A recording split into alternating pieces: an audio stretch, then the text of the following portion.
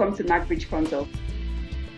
Okay, so this is the first edition of McBridgeConsult Media Chat Room for job professionals. It's all about showcasing professionals in their jobs for non-for-profit.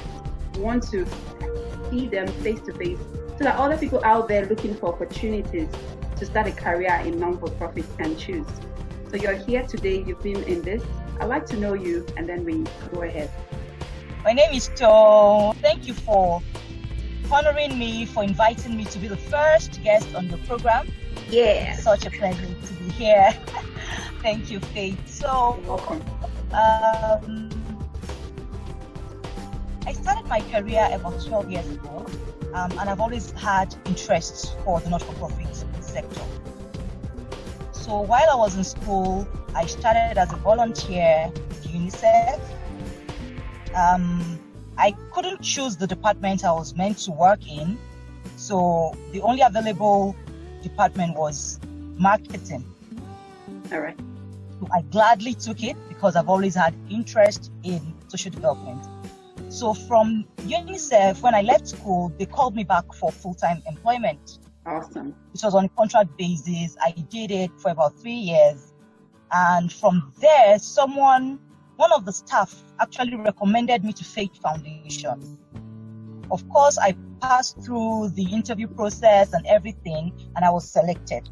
So I worked with Faith Foundation, also fundraising, moved from there to other organizations. Okay. So can you tell us what motivated you to start on this journey? I read philosophy for my first degree. Then my master's, I did in UNILAG, Masters in Public and International Affairs. And of course, I did a course in Harvard with the Center for International Development. So what motivated me was actually one of my aunts. She has always worked in social development. So growing up, I used to see her then, go for holiday. We see how she travels a lot. Yeah. She tells us things about HIV and AIDS, and I just liked, how she was growing herself in her career, things she used to tell us and all that. And of course, on the side, I've always liked to care for people. I've always liked to help people. So as a child, I would say I would like to be a nurse. I never thought about social development, but that my aunt, Auntie Christy, motivated me. Awesome. And from there, I kept on developing interests, in this field. Okay. So I noticed in non-for-profit, you have different roles that are consistent. So for your role, you're a grants manager. So why does an organization for non-for-profit need a grant-making personnel? So money is so important for business people, same for NGOs. You can't do a lot if you don't have money. First of all, because I even found myself by chance, to work in the grants department where I've grown myself. But for organizations, NGOs are not for-profit organizations, right? Yeah. They don't have anything they're selling that are tangible per se. Even though people are beginning to look at social entrepreneurship, some maybe they divert a bit into agriculture and all that, but you really don't have tangible stuff to sell. So even if you have a major donor, like where I work, we need to be sustainable. You need more funding to run your project. You need more funding to scale up. If you had started small, maybe you ran a pilot project, you can't just limit yourself to that. So you need to expand, you need to grow. So the role of grants making, the role of funding is crucial to any organization. Okay. So it's very important. You need it. You need to pay your staff salary. You need to pay for programs and projects. Yeah. So it's very important. It's a very unique role. Yeah. And we don't have a lot of people who can, write proposals so well. People can try, but it requires some level of expertise as well to be able to do it. And it's something you grow, you keep doing and doing and keep getting better at it. Yes, like they said, practice makes perfect.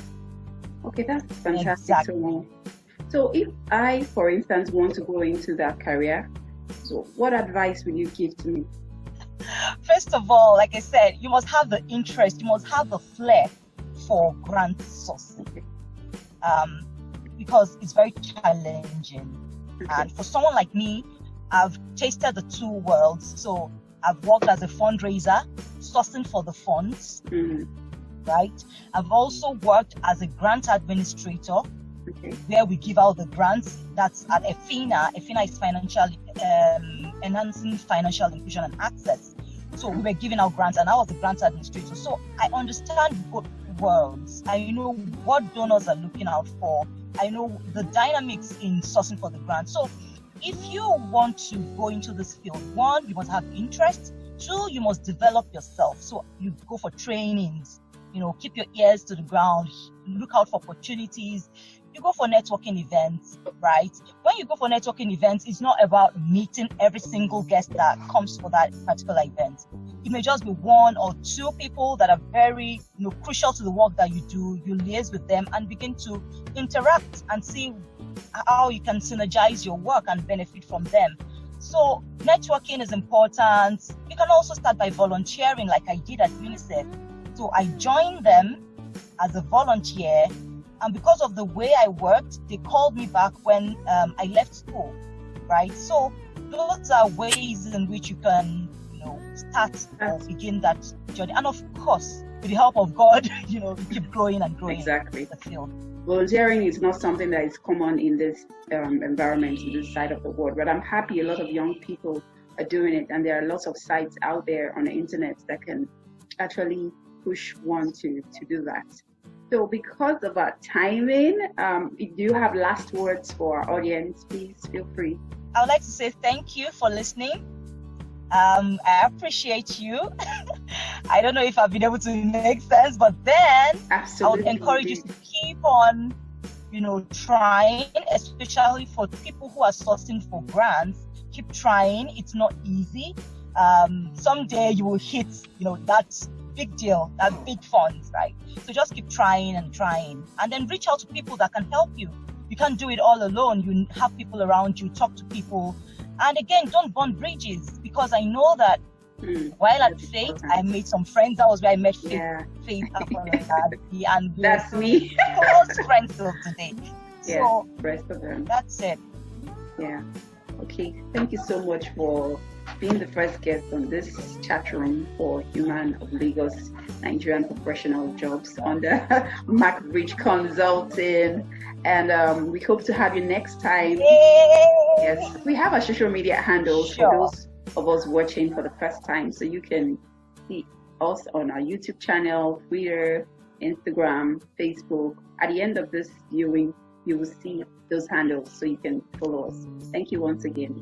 So have a wonderful day. Bye.